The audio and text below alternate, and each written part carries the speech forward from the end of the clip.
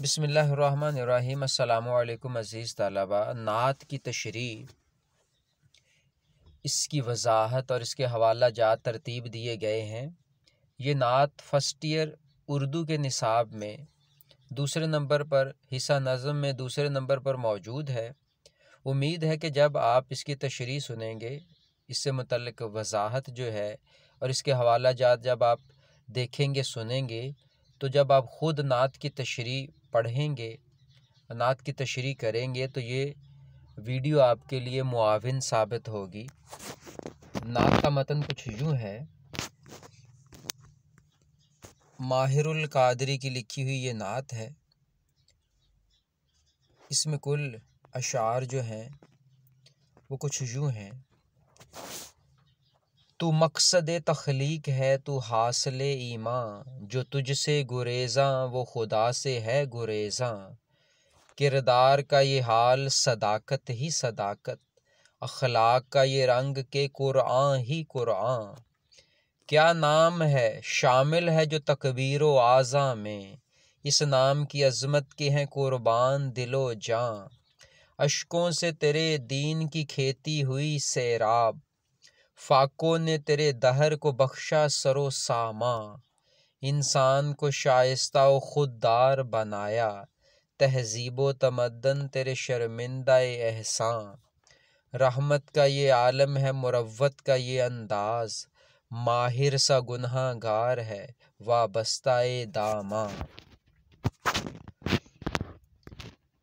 پہلا شعر ہے۔ تو مقصد تخلیق ہے، تو حاصل ایماں، جو تجھ سے گریزاں وہ خدا سے ہے گریزاں۔ مقصد تخلیق، کائنات کو پیدا کرنے کا مقصد، مراد یہ ہے کہ آپ صلی اللہ علیہ وسلم کو پیدا کرنا تھا اور کائنات پیدا کی گئی۔ حاصل ایمان، ایمان کی اصل، ایمان کی بنیاد،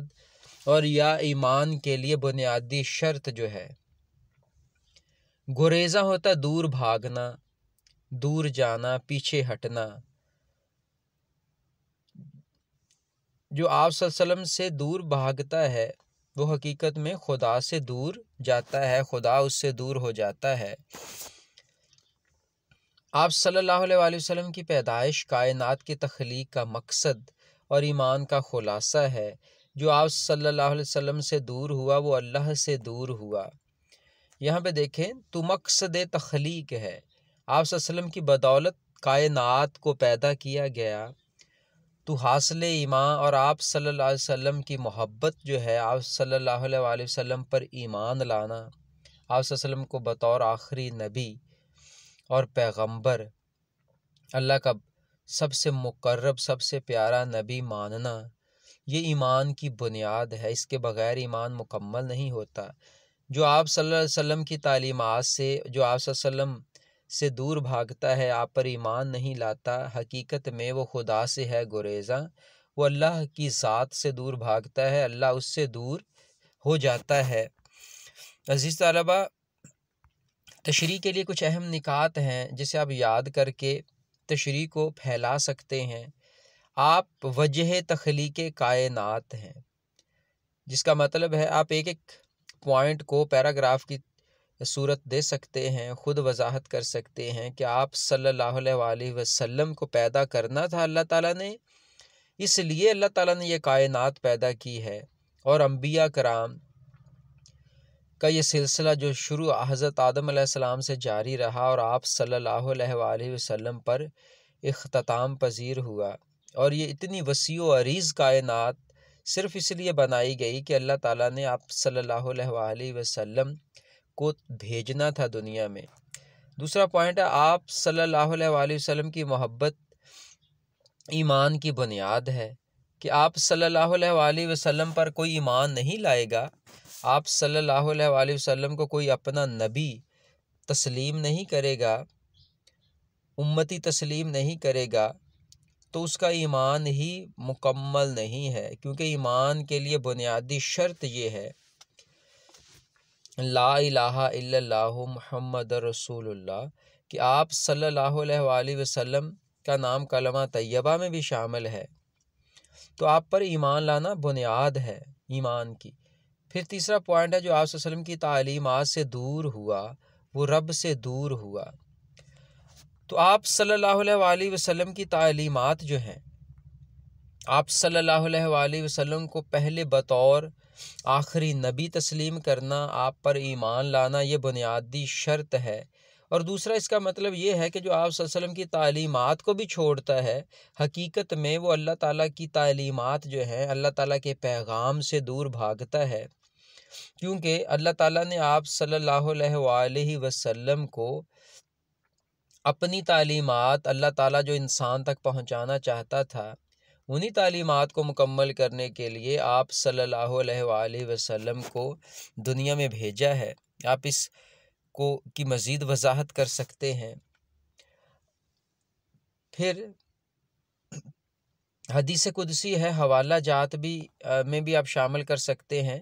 جیسا کہ پہلے ذکر ہوا ہے کہ تو مقصد تخلیق ہے کہ اللہ تعالیٰ نے آپ کو پیدا کرنا تھا تو یہ کائنات بنائی ہے، تو اس حدیث قدسی کی طرف اشارہ ہے، بطور حوالہ بھی استعمال کر سکتے ہیں کہ اگر آپ صلی اللہ علیہ وآلہ وسلم نہ ہوتے تو میں آسمانوں کو پیدا نہ فرماتا، اگر آپ صلی اللہ علیہ وآلہ وسلم نہ ہوتے تو میں اپنی ربوبیت کو ظاہر نہ کرتا۔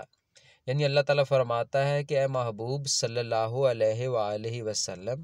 اگر آپ کو میں پیدا نہ کرتا تو میں کائنات ہی پیدا نہ کرتا، بلکہ اپنا رب ہونا ہی ظاہر نہ کرتا۔ پھر دوسرا حوالہ ہے، سب کچھ تمہارے واسطے پیدا کیا گیا، سب غایتوں کی غایت اولا تم ہی تو ہو۔ پھر یہاں پہ قرآن مجید اشارہ ہے، دوسرا مصرع جو ہے، جو تجھ سے گریزاں وہ خدا سے ہے گریزاں، اس تناظر میں آپ یہ حوالہ نمبر 3 استعمال کر سکتے ہیں۔ ارشاد خداوندی ہے، اے ایمان والو اللہ کی اطاعت کرو اور رسول کی ہی اطاعت کرو، اور رسول کی اطاعت کرو۔ اے ایمان والو اللہ کی اطاعت کرو اور اس کے رسول کی اطاعت کرو۔ پھر یہ شعر ہے جسے آپ حوالے کے طور پہ استعمال کر سکتے ہیں، جو پہلے مصرعے کا دوسرا حصہ ہے کہ آپ کا پر ایمان لانا یہ ایمان کی اصل ہے، بنیاد ہے۔ وہاں یہ حوالہ استعمال کر سکتے ہیں، محمد کی محبت دین حق کی شرط اول ہے، اسی میں ہو اگر خامی تو ایمان نامکمل ہے۔ تو یہ پہلے شعر کی تشریح تھی اور اس کی کچھ وضاحت تھی اور حوالہ جات تھے۔ دوسرا شعر یہ ہے، کیونکہ یہ تشریح سے متعلق سوال ہے تو اس لیے اس میں کچھ نہ کچھ طوالت کا احساس بھی ہوتا ہے، لیکن کوشش کی گئی ہے کہ بہت زیادہ تشریح طویل نہ ہو۔ کردار کا یہ حال صداقت ہی صداقت، اخلاق کا یہ رنگ کہ قرآن ہی قرآن، کہ آپ صلی اللہ علیہ وسلم کا کردار جو ہے، یعنی قول و عمل جو ہے، اور تمام تر جو عادات کا مجموعہ ہے، وہ صداقت ہی صداقت ہے، صداقت سچائی کو کہتے ہیں۔ اخلاق کا یہ رنگ کہ قرآن ہی قرآن، اخلاق کہتے ہیں تمام اچھے طور طریقے، عادات اور زندگی کا تمام تر مجموعہ جو ہے، جس کا تعلق خاص طور پہ دوسرے انسانوں سے ہے۔ تو قرآن کی تفسیر ہے، قرآن میں بار بار اس کا ذکر ہوا ہے۔ آپ صلی اللہ علیہ وآلہ وسلم کا کردار سچائی کا نمونہ ہے، اور آپ صلی اللہ علیہ وآلہ وسلم کے اخلاق قرآن میں بار بار بیان ہوئے ہیں۔ قرآن اس کی تفسیر پیش کرتا ہے۔ یہ آپ صلی اللہ علیہ وسلم کا کردار ہے کہ آپ صلی اللہ علیہ وسلم نے کبھی جھوٹ نہیں بولا، صداقت ہے سر سے پاؤں تک، اور آپ صلی اللہ علیہ وسلم کے اخلاق جو ہیں قرآن اس کی تفسیر پیش کرتا ہے، قرآن اس کا ثبوت دیتا ہے کہ آپ اعلیٰ اخلاق پر فائز ہیں۔ اس کے لیے تشریح کے لیے مزید جو حوالہ جات ہیں، اہم نکات ہیں، وہ کچھ یوں ہیں کہ آپ صلی اللہ علیہ وآلہ وسلم کی صداقت اور راست بازی کا ذکر کیا گیا ہے کہ آپ صلی اللہ علیہ وسلم نے کبھی جھوٹ نہیں بولا، آپ صلی اللہ علیہ وآلہ وسلم سچائی کے قائل تھے اور ساری عمر اس کا عملی مظاہرہ بھی فرمایا، اور آپ صلی اللہ علیہ وآلہ وسلم نے جھوٹ کو ناپسند کیا ہے اور اس کی ممانعت کی ہے، اور پھر آپ صلی اللہ علیہ وسلم کے کسی بھی قول و عمل سے کوئی ایسا کام سر انجام نہیں ہوا کہ جو صداقت کے منافی ہو۔ تو یہ پوائنٹ جو ہے آپ کس کی مزید وضاحت کر سکتے ہیں اس نکات کی۔ دوسرا ہے کہ کفار مکہ بھی آپ صلی اللہ علیہ وسلم کی صداقت کے قائل تھے، یہاں تک کہ وہ آپ صلی اللہ علیہ وآلہ وسلم کو اللہ کا نبی نہیں مانتے تھے، لیکن پھر بھی آپ صلی اللہ علیہ وآلہ وسلم کی صداقت کو تسلیم کرتے تھے اور مانتے تھے، یہاں تک کہ جب آپ صلی اللہ علیہ وآلہ وسلم نے کفار کو اکٹھا کیا اور کہا کہ کفار، اگر میں کہوں اس پہاڑ کے پیچھے ایک لشکر ہے جو تم پر حملہ کر دے گا، تو کیا تم میری بات مان لو گے؟ تو انہوں نے کہا کہ ہاں ہم مان لیں گے، کیونکہ آپ صلی اللہ علیہ وآلہ وسلم نے کبھی جھوٹ نہیں بولا۔ تو یہ تیسرا پوائنٹ بھی ہے، کفار آپ صلی اللہ علیہ وسلم کو صادق اور امین کہتے تھے، یہاں تک کہ آپ صلی اللہ علیہ وآلہ وسلم کو نبی نہیں مانتے تھے، لیکن آپ صلی اللہ علیہ وسلم کو صادق اور امین کہتے تھے کہ آپ سچے ہیں اور لوگوں کی امانتیں جو ہیں اور اسے محفوظ کرنے والے ہیں، ان تک پہنچانے والے ہیں، اور آپ صلی اللہ علیہ وآلہ وسلم کے پاس اپنی امانتیں رکھتے تھے، یہاں تک کہ پھر آپ ان امانتوں کے قائل بھی تھے، مکمل طور پہ ان پر عمل بھی کر کے دکھایا ہے، یہاں تک کہ جب مدینہ کی طرف ہجرت فرمائی تو حضرت علی رضی اللہ تعالیٰ عنہ کو اپنے بستر پر لٹا دیا اور کہا کہ اے علی، کل یہ لوگوں کی امانتیں واپس کر کے مدینے آ جانا، مدینے تشریف لے آنا۔ تو یہاں پہ آپ صلی اللہ علیہ وسلم کو کفار اسی لیے صادق اور امین کہتے تھے۔ نمبر 4 پہ جو نکات ہے، آپ صلی اللہ علیہ وآلہ وسلم بلند اخلاق جو ہیں، قرآن بھی اس کا گواہ ہے کہ آپ صلی اللہ علیہ وآلہ وسلم کے اخلاق کا ذکر بار بار قرآن میں ملتا ہے، جسے بطور آپ حوالہ بھی استعمال کر سکتے ہیں کہ آپ صلی اللہ علیہ وآلہ وسلم اخلاق کے بلند اور اعلیٰ درجے پر فائز ہیں، اور پھر یہ کہ آپ صلی اللہ علیہ وآلہ وسلم کے اخلاق کے بارے میں مختلف صحابہ کرام جو ہیں، حضرت عائشہ صدیقہ رضی اللہ تعالیٰ عنہ جو ہے، ان کے اقوال یہاں پہ میں نے بطور حوالے کے ترتیب دیے ہیں۔ کفار مکہ، جو پہلی مثال میں نے کہا تھا کہ اگر میں تمہیں کہوں اے کفار مکہ کے پہاڑ کے پیچھے ایک لشکر ہے جو تم پر حملہ کر دے گا، تو انہوں نے جواب میں کہا تھا، ہم نے آج تک آپ کی زبان سے سچ کے علاوہ کچھ نہیں سنا۔ تو یہ بطور حوالہ استعمال کر سکتے ہیں صداقت کے حوالے سے۔ پھر دوسرا حوالہ ہے، قرآن مجید میں ارشاد خدا بندی ہے، بے شک آپ صلی اللہ علیہ وآلہ وسلم کا خلق عظیم ہے، آپ صلی اللہ علیہ وآلہ وسلم کے اخلاق عظیم ہیں۔ پھر حدیث مبارکہ ہے، اسے بطور حوالہ استعمال کریں گے کہ بے شک مجھے اخلاق کی تکمیل کے لیے بھیجا گیا ہے، اعلیٰ اخلاق کی تکمیل کے لیے بھیجا گیا ہے۔ اور پھر آپ صلی اللہ علیہ وآلہ وسلم سے متعلق، آپ صلی اللہ علیہ وسلم کی صداقت سے متعلق، قول و عمل سے متعلق اور قرآن میں اس کے ثبوت سے متعلق ماہر القادری کا یہ شعر ہے، آپ کا قول و عمل تفسیر ہے قرآن کی،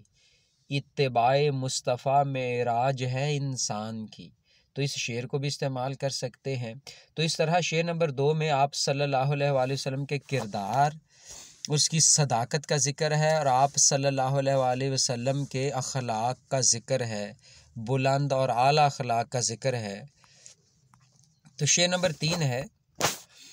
کیا نام ہے شامل ہے جو تکبیر و اعضا میں، یہاں پہ لفظ تکبیر ہے، تکبیر و اعضا میں اس نام کی عظمت کے ہیں قربان دل و جان، کہ آپ صلی اللہ علیہ وسلم کا نام جو ہے وہ تکبیر میں بھی شامل ہے اور آذان میں بھی شامل ہے۔ دوسرا حصہ ہے، اس نام کی عظمت کے ہیں قربان دل و جان، کہ اس نام کی عظمت پر میرا دل اور میری جان بھی قربان ہو جائے۔ پہلے حصے میں آپ صلی اللہ علیہ وسلم کے نام کی عظمت کو بیان کیا گیا ہے، اور دوسرے حصے میں آپ صلی اللہ علیہ وسلم کے نام کی عظمت پر مر مٹنے کا ذکر کیا گیا ہے اور قربان ہونے کا ذکر کیا گیا ہے۔ اس مکمل شعر میں آپ صلی اللہ علیہ وسلم کے نام کی عظمت اور صلی اللہ علیہ وسلم کی ذات اقدس کی جو عظمت ہے اس کا ذکر کیا گیا ہے، کہ آپ صلی اللہ علیہ وآلہ وسلم کا نام نامی اسم گرامی جو ہے اسے اللہ تعالیٰ نے یہ شرف بخشا ہے۔ یہ نکات ہیں کچھ تشریح کے لیے، مزید آپ اس کی تشریح ایک ایک پیراگراف میں، دو پیراگراف میں کر سکتے ہیں۔ یہ جس طرح میں نے نکات میں لکھا ہے، آپ نے تشریح میں نکات میں نہیں لکھنا،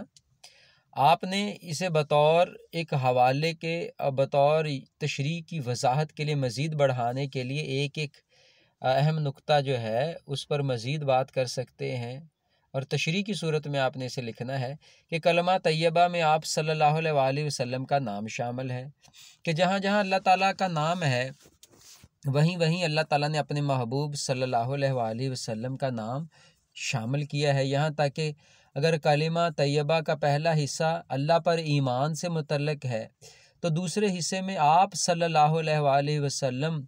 کا نام نامی اس میں گرامی شامل ہے، اس پر ایمان لانا بھی ضروری ہے، اس کے بغیر انسان مسلمان ہو ہی نہیں سکتا۔ پھر تکبیر اور آذان میں آپ صلی اللہ علیہ وسلم کا نام اللہ کے نام کے ساتھ شامل ہے۔ اب تکبیر اور آذان اس آواز کو، اس منادی کو کہتے ہیں جو نماز کے لیے، جب نماز کا وقت ہو جاتا ہے تو وہاں بھی اللہ تعالیٰ کے پیارے حبیب صلی اللہ علیہ وسلم کا نام جو اللہ تعالیٰ کے نام کے بعد آتا ہے، پھر جب نماز کے لیے لوگ کھڑے ہوتے ہیں اور تکبیر کہتے ہیں تو وہاں بھی آپ صلی اللہ علیہ وسلم کا نام تکبیر کی صورت میں اللہ کے نام کے ساتھ شامل ہے، یہاں تک کہ دنیا کے کونے کونے میں جہاں جہاں بھی اذان ہوتی ہے، جہاں اللہ تعالیٰ کا ذکر ہوتا ہے، وہیں اس کے پیارے حبیب صلی اللہ علیہ وآلہ وسلم کا ذکر ہوتا ہے۔ اس لیے اللہ کے پیارے حبیب صلی اللہ علیہ وآلہ وسلم، آپ کے نام کی عظمت جو ہے وہ قیامت تک کے لیے تسلیم شدہ ہے اور مکمل طور پہ حصہ بنا دیا گیا ہے کلمہ طیبہ کا، اذان کا، تکبیر کا، تاکہ جب بھی قیامت تک یہ آواز گونجتی رہے تو آپ کا نام بھی اللہ تعالیٰ کے نام کے ساتھ آتا رہے۔ اور وَرَفَعْنَا لَكَ ذِكْرَكَ، قرآن مجید میں اس کا ذکر بھی ہے کہ ہم نے تمہاری خاطر تمہارے ذکر کو بلند کر دیا، تو یہاں یہ بطور حوالہ بھی استعمال کر سکتے ہیں۔ پھر بڑی اہم، بڑی پیاری بات ہے، قرآن مجید میں اس کا ذکر ہے، جب آپ صلی اللہ علیہ وآلہ وسلم کے بیٹے دنیا سے رحلت فرما گئے یا فرما رہے تھے تو کفار جو ہیں وہ آپ صلی اللہ علیہ وسلم کو نعوذ باللہ ہنستے تھے کہ آپ کی نسل جو ہے وہ زندہ نہیں رہے گی، آپ کا نام اور نشان ختم ہو جائے گا، نعوذ باللہ۔ تو اللہ تعالیٰ کو یہ بات پسند نہ آئی تو اللہ تعالیٰ نے سورہ کوثر نازل فرمائی اور آپ صلی اللہ علیہ وسلم کے نام کی عظمت کو، ذکر کو واضح طور پر بیان کیا، اِنَّا أَعْطَيْنَاكَ الْكَوْثَرَ فَصَلِّ لِرَبِّكَ وَانْحَرْ، کہ محبوب صلی اللہ علیہ وآلہ وسلم، ہم نے آپ کو خیر کثیر عطا کی ہے اور آپ کا دشمن جو ہے وہ بے نام و نشان رہے گا اور آپ کا نام جو ہے وہ بلند رہے گا۔ پھر جو دوسرا حصہ ہے، اس نام کی عظمت کے قربان دل و جاں، اس نام کی عظمت کے ہیں قربان دل و جاں، یہاں پہ جو میں نے یہاں پہ نقطہ جو ہے غازی علم دین شہید کا ذکر صرف اس تناظر میں کیا ہے کہ بہت سارے غازی علم دین ہیں جنہوں نے آپ صلی اللہ علیہ وسلم کی حرمت پہ، آپ صلی اللہ علیہ وسلم کی عزت پہ، آپ صلی اللہ علیہ وسلم کے نام پہ اپنی زندگی کو قربان کیا ہے، اور جب بھی کسی نے آپ صلی اللہ علیہ وسلم کے نام کی عظمت کو، بلندی کو، یا نعوذ باللہ آپ کے نام کو، آپ کی عظمت کو کم کرنے کی کوشش کی ہے، تو بہت سارے غازی علم دین شہید ایسے ہیں جنہوں نے اپنی جان تک کی قربان نہیں، جان تک کی بھی پرواہ نہیں کی اور جان نثار کر دی ہے۔ اب موجودہ تناظر میں آپ دیکھیں، فرانس میں جتنے خاکے نعوذ باللہ صلی اللہ علیہ وسلم کی ذات اقدس سے متعلق ان کی تشہیر کی جاتی ہے، تو آج تقریباً 56 ممالک ہیں اسلامی، تو ہر جگہ کسی نہ کسی صورت میں آپ صلی اللہ علیہ وسلم کے حق میں، آپ صلی اللہ علیہ وسلم کے نام کی عظمت کو اجاگر کرنے کے لیے ان کے خلاف مظاہرے کیے جا رہے ہیں، ان خاکوں کے خلاف۔ اور جہاں جہاں بھی آپ صلی اللہ علیہ وآلہ وسلم کے نام کی عظمت جو ہے، آپ صلی اللہ علیہ وسلم کی ذات اقدس جو ہے، کوئی گستاخی کا پہلو سامنے آتا ہے تو مسلمان تڑپ اٹھتا ہے۔ تو اس لیے اللہ کے پیارے حبیب صلی اللہ علیہ وسلم آپ کا نام تکبیر میں بھی شامل ہے، اذان میں بھی شامل ہے۔ میرا دل اور میری جان آپ صلی اللہ علیہ وسلم کے نام کی عظمت پر قربان ہو جائے۔ حوالہ جات کچھ یوں ہیں: نہ جب تک کٹ مروں میں خواجہ یثرب کی عزت پر، مولانا ظفر علی خان کا شعر ہے۔ نہ جب تک کٹ مروں میں خواجہ یثرب کی عزت پر، خدا شاہد ہے کامل میرا ایمان ہو نہیں سکتا۔ دوسرا حوالہ ہے: فلک کی رفعتیں حیراں مہ تمام کے ساتھ، بلند نام محمد خدا کے نام کے ساتھ۔ اور تیسرا حوالہ ہے: میں اور میرے فرشتے، اللہ تعالیٰ فرماتا ہے، دیکھیں نبی اکرم صلی اللہ علیہ وآلہ وسلم کی عظمت یہ ہے کہ اللہ تعالیٰ اپنے آپ کو کسی کام کا پابند نہیں کرتا، لیکن قرآن مجید میں ارشاد خدا بندی ہے کہ میں اور میرے فرشتے آپ صلی اللہ علیہ وآلہ وسلم پر درود بھیجتے ہیں، درود اور سلام بھیجتے ہیں۔ اے ایمان والو، تم بھی آپ صلی اللہ علیہ وآلہ وسلم پر درود اور سلام بھیجو۔ یہ قرآن مجید میں اس کا حوالہ ہے۔ اس کا مطلب یہ ہے کہ جب کوئی آواز نہیں آئے گی قیامت تک، تو یہ سلسلہ جاری رہے گا کہ اللہ تعالیٰ اپنے پیارے حبیب صلی اللہ علیہ وآلہ وسلم کے نام نامی اسم گرامی پر، آپ صلی اللہ علیہ وسلم کی ذات اقدس پر درود و سلام پڑھتا ہے، اور جب قیامت آئے گی کوئی چیز بھی نہیں ہوگی، پھر بھی ایک آواز آئے گی، وہ اللہ تعالیٰ اپنے پیارے حبیب صلی اللہ علیہ وآلہ وسلم پر درود اور سلام بھیجتا ہوگا۔ تو یہ آپ صلی اللہ علیہ وسلم کے نام کی عظمت ہے، جسے شامل کیا گیا ہے تکبیر میں بھی اور آذان میں بھی، اور ہر جگہ آپ صلی اللہ علیہ وسلم کا نام نامی اسم گرامی شامل ہے۔ تو یہ آپ صلی اللہ علیہ وسلم کو اللہ تعالیٰ نے عزتیں، رفعتیں عطا کی ہے، اور آپ صلی اللہ علیہ وآلہ وسلم کے لیے ہی یہ جہاں تخلیق کیا ہے۔ پھر شعر ہے: اشکوں سے تیرے دین کی کھیتی ہوئی سیراب، فاقوں نے تیرے دہر کو بخشا سر و سامان۔ یہاں پہ لفظ سیراب ہے۔ اشک آنسوؤں کو کہتے ہیں، اور سیراب ہوتا ہے کسی چیز کو پانی میسر آنا، کھیتی کو پانی دینا۔ فاقہ ہوتا ہے بھوک کو، بھوکے رہنا۔ دہر زمانے کو کہتے ہیں، بخشنا، عطا کرنا۔ سر و سامان ہوتا ہے ضروریات زندگی سے متعلق جتنا بھی سامان ہے، ضروریات زندگی جو ہے اس سے متعلق جو سامان ہے اس کی طرف اشارہ ہے کہ اشکوں سے تیرے،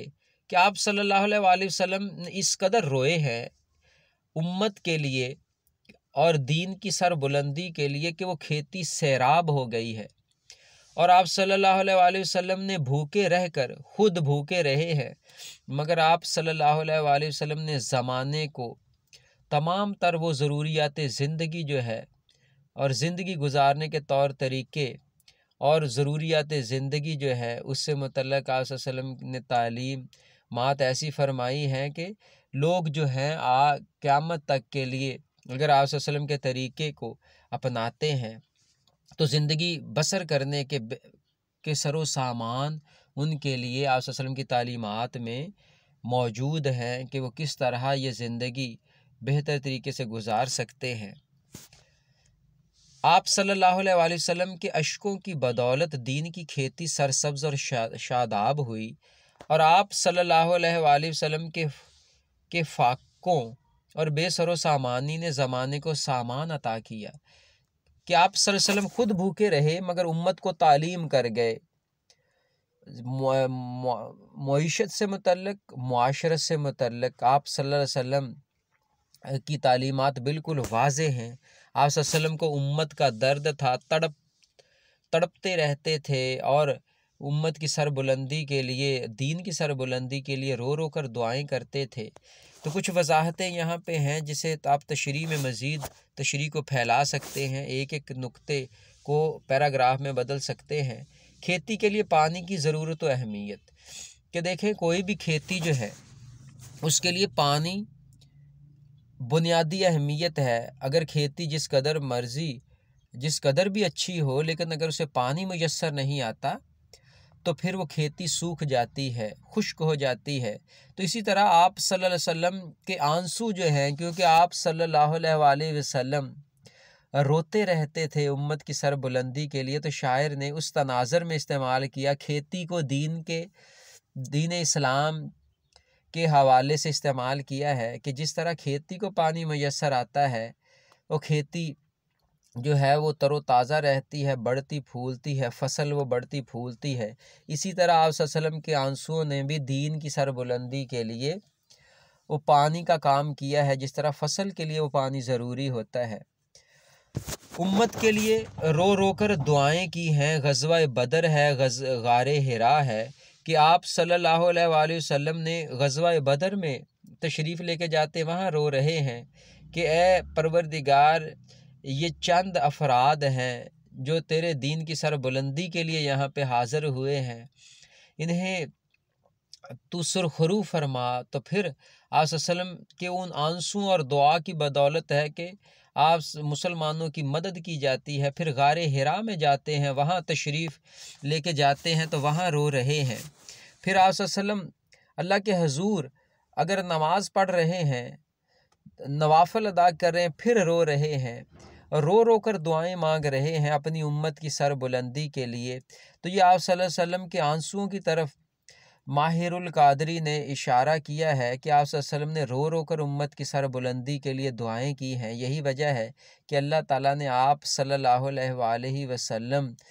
کو، آپ صلی اللہ علیہ وسلم کے دین اسلام کو نہ صرف تقویت بخشی ہے، بلکہ اسے ہی آخری اور حتمی دین کے طور پہ مسلمانوں کے لیے اور آپ صلی اللہ علیہ وسلم کی امت کے لیے پسند فرمایا ہے۔ پر دوسرا حصہ ہے کہ آپ بھوکے جو رہے ہیں، فاقے آپ صلی اللہ علیہ وسلم نے کاٹے ہیں کہ کبھی مال جمع نہیں کیا۔ آپ صلی اللہ علیہ وآلہ وسلم نے مال سے محبت نہیں کی، حالانکہ بہت سارے ایسے طور طریقے تھے، بہت سارے نذرانے تھے، بہت ساری لوگ آپ صلی اللہ علیہ وسلم کے پاس ہدیۃً چیزیں پیش کر کے جاتے، لیکن آپ صلی اللہ علیہ وآلہ وسلم اسے تقسیم کر دیتے تھے۔ اور یہاں تک کہ یہ چوتھا نقطہ ہے کہ کئی دن گھر میں فاقہ رہتا، اور آپ صلی اللہ علیہ وآلہ وسلم کئی دن بھوکے رہتے، یہاں تک کہ کبھی گھر میں کوئی چیز موجود ہوئی لیکن کوئی ضرورت مند آ گیا تو اسے دے دیا۔ حضرت عائشہ صدیقہ رضی اللہ تعالیٰ عنہ فرماتی ہیں کہ کئی دن گھر میں فاقہ رہتا تھا، لیکن آپ صلی اللہ علیہ وآلہ وسلم اس فاقہ کشی میں بھی خوش تھے، کیونکہ مقصد اللہ تعالیٰ کی رضا اور خوشنودی تھا۔ پھر پانچواں پوائنٹ ہے چٹائی پر سو جاتے، بھوک کی وجہ سے پیٹ پر پتھر باندھے۔ آپ چٹائی پر تشریف سو جاتے تو آپ صلی اللہ علیہ وسلم کی کمر پر، بدن اطہر پر، آپ صلی اللہ علیہ وسلم کے بدن پر وہ نشان پڑ جاتے، تو صحابہ کرام اسے دیکھ کر روتے تھے، لیکن آپ صلی اللہ علیہ وسلم نے بہتر بستروں کو پسند نہیں کیا اور چٹائی پر سو جاتے تھے۔ پھر بھوک کی وجہ سے پیٹ پر پتھر باندھے ہیں، یہاں تک کہ جب آپ صلی اللہ علیہ وسلم اور صحابہ کے ساتھ خندق کی کھدائی کر رہے تھے تو آپ صلی اللہ علیہ وسلم کے پیٹ پر دیکھا گیا کہ پتھر باندھے تھے بھوک کی وجہ سے۔ پھر آپ صلی اللہ علیہ وسلم نے، چھٹا پوائنٹ ہے، آپ صلی اللہ علیہ وسلم کی تعلیمات معاشی اور سماجی خوشحالی کا باعث بنی، کہ آپ صلی اللہ علیہ وسلم نے جو تعلیمات فرمائی تھی وہ امت کے لیے، تمام کے لیے، شروع سے لے کر اختتام تک خوشحالی کا باعث ہے۔ آپ صلی اللہ علیہ وسلم کی تعلیمات پر عمل کیا جائے تو زمانہ جو ہے، دہر جو ہے، اس کے لیے سر و سامانی کا باعث ہے۔ وہ معاشی طریقے ہیں، سماجی طریقے ہیں، اور لوگوں سے میل جول کے طریقے ہیں، اقتصادی طریقے ہیں۔ آپ صلی اللہ علیہ وسلم کی تعلیمات میں وہ سب کچھ موجود ہے۔ حوالہ جات ہیں: اللہ کیا جہنم اب بھی نہ سرد ہوگا، رو رو کے مصطفیٰ نے دریا بہا دیے ہیں۔ یہ آپ صلی اللہ علیہ وسلم کے آنسوؤں سے متعلق ہے۔ پھر آپ صلی اللہ علیہ وسلم نے جو دوسروں کے لیے آسانیاں پیدا کی ہیں، مصیبت میں غیروں کے کام آنے والا، وہ اپنے پرائے کا غم کھانے والا، یہ مولانا الطاف حسین حالی کا شعر ہے، اسے بطور حوالہ استعمال کر سکتے ہیں۔ پھر آپ صلی اللہ علیہ وسلم کے فقر سے متعلق ہے، جو آپ صلی اللہ علیہ وسلم بھوکے رہے لیکن کبھی اسے ہی پسند کیا، اگرچہ زر بھی جہاں میں ہے قاضی الحاجات، جو فقر سے ہے میسر تونگری سے نہیں، کہ جو فقر سے حاصل ہے وہ تونگری یعنی امیری سے حاصل نہیں ہوتا، وہ مرتبہ وہ شان۔ یہ علامہ اقبال رحمۃ اللہ علیہ کا شعر ہے، اسے بھی بطور حوالہ استعمال کیا جا سکتا ہے۔ تو اس طرح اس شعر میں آپ صلی اللہ علیہ وسلم کا جو امت کے لیے آپ صلی اللہ علیہ وسلم کے دل میں تڑپ تھی، اور آپ صلی اللہ علیہ وسلم نے جو بھوک کی حالت میں زندگی گزاری ہے، فاقے کشی کو بھی پسند کیا ہے، اس کی طرف اشارہ کیا گیا ہے۔ پھر شعر نمبر 5 ہے، انسان کو شائستہ و خوددار بنایا، تہذیب و تمدن تیرے شرمندہ احسان۔ شائستہ عمدہ پن کو کہتے ہیں، اچھے پن کو کہتے ہیں، خوددار ہوتا ہے جو کسی کے سامنے جھکے نہ، اپنی آبرو کا خیال رکھنے والا۔ تہذیب و تمدن ہوتا ہے رہنے سہنے کے تمام اچھے طور طریقے، شہری زندگی سے متعلق ہوں یا انسانوں سے میل جول سے متعلق ہوں، تمام اچھے طور طریقے، یہاں تک کہ شرمندہ احسان، کہ تہذیب اور تمدن بھی آپ صلی اللہ علیہ وسلم کے احسان مند ہیں، کہ آپ صلی اللہ علیہ وسلم نے انسان کو خوددار بنا دیا، آبرو مند بنا دیا، اسے بتا دیا کہ تو غلام نہیں ہے، اللہ تعالیٰ نے تجھے شرف بخشا ہے، عظمت بخشی ہے۔ یہاں تک کہ آپ صلی اللہ علیہ وسلم نے جو طور طریقے زندگی گزارنے کے، لوگوں سے میل جول کے اور معاشرے میں رہنے کے طور طریقے اس قدر اچھے سکھائے ہیں کہ آج خود تہذیب اور تمدن بھی آپ صلی اللہ علیہ وآلہ وسلم کے احسان مند ہیں، کہ اس سے بڑھ کر تہذیب اور تمدن کا مظاہرہ ہو ہی نہیں سکتا، کہ خود لفظ تہذیب اور تمدن جو ہے یہ سمجھ لیں آپ صلی اللہ علیہ وآلہ وسلم کے احسان مند ہیں۔ آپ صلی اللہ علیہ وآلہ وسلم نے انسان کو خوددار بنایا، زندگی گزارنے کے بہتر طور طریقے سکھائے، تہذیب اور تمدن بھی آپ صلی اللہ علیہ وآلہ وسلم کے احسان مند ہیں۔ تشریح کے لیے مزید جو اہم نکات ہیں کہ عرب کی معاشرتی، تہذیبی، مذہبی اور تمدنی حالت پر اچھے اثرات مرتب کیے، کیونکہ آپ صلی اللہ علیہ وآلہ وسلم تشریف لائے تو عرب کی معاشرتی زندگی جو ہے وہ ابتر تھی، تہذیبی زندگی جو ہے وہ ابتر تھی، بری حالت میں تھی، اور مذہب جو ہے بتوں کی پوجا کی جاتی تھی، اور یہاں تک کہ آپس کے میل جول جو تمدنی حالات تھے وہ بھی ابتر تھے، برے تھے، کہ لوگ ایک دوسرے سے جھگڑتے تھے، لڑتے تھے، اور معمولی باتوں پر جنگیں جو شروع ہو جاتی تھیں اور قتل ہوتے تھے، چھوٹی سی بات کو انا کا مسئلہ بنا لیا جاتا تھا۔ تو اس معاشرے میں آپ صلی اللہ علیہ وآلہ وسلم تشریف لائے اور انہیں تہذیب و تمدن سکھا دیا، یہاں تک کہ یہ لوگ جو تھے جنہیں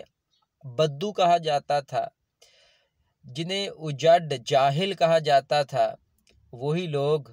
معاشرے کے لیے، وہی لوگ دنیا کے لیے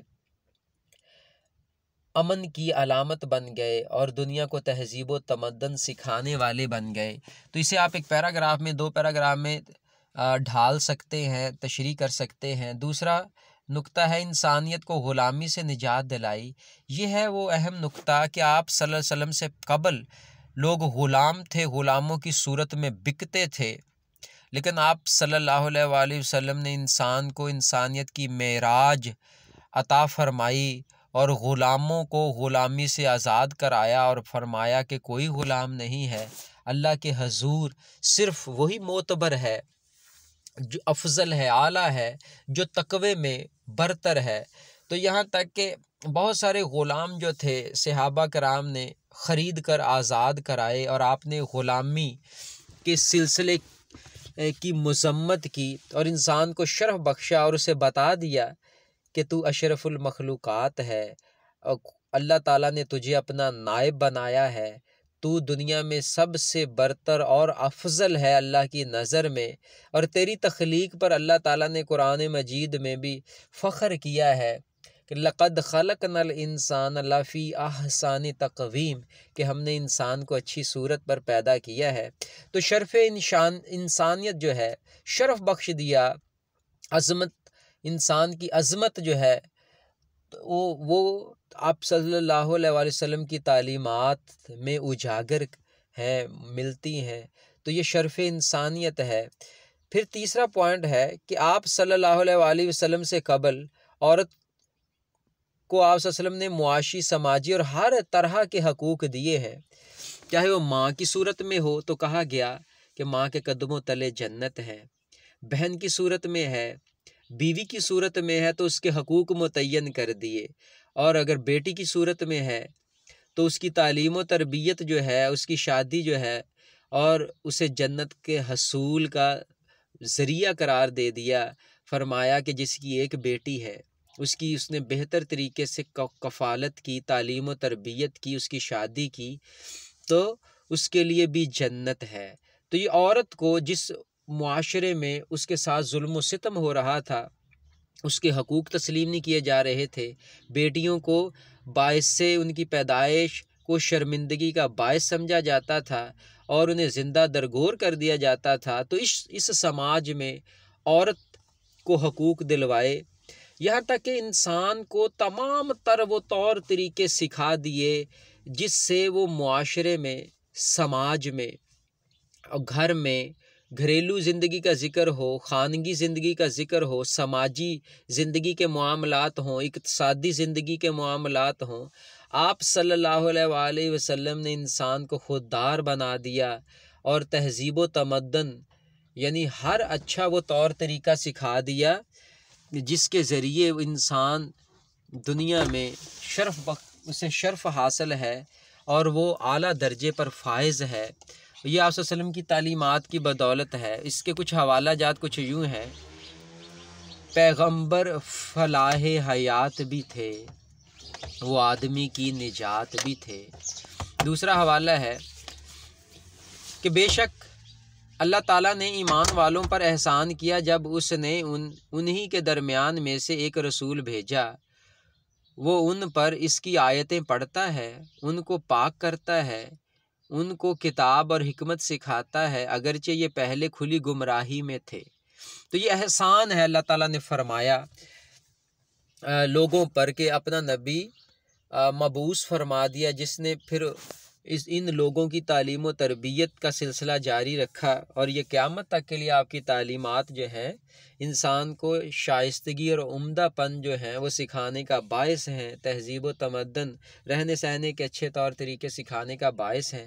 پھر یہ حوالہ بھی ہے: شائستگی سے تیری چمکا سب کا نصیب، احسان مند ہے تیری اب بھی تہذیب۔ تو یہ 5واں شعر تھا، اور آخری شعر جو ہے وہ مقطع، اس میں شاعر کا تخلص شامل ہے۔ یہ پیپر میں نہیں پوچھا جاتا کیونکہ اس میں اکثر نہیں پوچھا جاتا کیونکہ شاعر کا تخلص شامل ہے، تو یہ ہم پڑھیں گے ضرور۔ رحمت کا یہ عالم ہے، مروت کا یہ انداز، ماہر سا گناہ گار ہے وابستہ داماں، کہ آپ صلی اللہ علیہ وسلم اس قدر رحیم ہیں، آپ کی رحمت سب پر ہے کہ قرآن مجید میں کہا گیا ہے وما ارسلناک الا رحمۃ للعالمین۔ مروت کا یہ انداز کہ آپ صلی اللہ علیہ وسلم اس قدر لحاظ کرتے تھے، اس قدر پیار کرتے تھے، آپ صلی اللہ علیہ وسلم کی رحمت اس قدر ہر ایک کے لیے تھی کہ ماہر سا گناہ گار ہے وابستہ داماں، کہ ماہر جیسا، ماہر القادری اپنا تخلص استعمال کرتے ہیں کہ ماہر جیسا گناہ گار بھی آپ صلی اللہ علیہ وسلم کے دامن سے جڑا ہوا ہے، آپ صلی اللہ علیہ وسلم کی رحمت کا امیدوار ہے۔ ایک میں ہی نہیں بلکہ پوری امت آپ صلی اللہ علیہ وسلم سے رحمت کی درخواست کرتی ہے، اور آپ صلی اللہ علیہ وسلم کے دامن رحمت سے جڑی ہوئی ہے۔ آپ یہاں بھی رحمت فرماتے ہیں، اور آپ صلی اللہ علیہ وسلم قیامت والے دن شفاعت فرمائیں گے، کیونکہ آپ صلی اللہ علیہ وسلم کو دونوں جہانوں کے لیے رحمت بنا کر بھیجا گیا ہے۔ تو عزیز طلبہ، یہ نعت سے متعلق تشریح آپ کی خدمت میں حوالہ جات اور کچھ وضاحتیں پیش کی گئی ہیں، اور آپ خود بھی اسے پڑھیں، اور مزید امید ہے کہ یہ ویڈیو آپ کے لیے سود مند، کارآمد ثابت ہوگی۔ اگر آپ کو ویڈیو اچھی لگی ہے تو اپنی رائے کا اظہار کیجیے، اور آپ چینل کو سبسکرائب بھی کر سکتے ہیں۔ سماعت کے لیے شکریہ، والسلام۔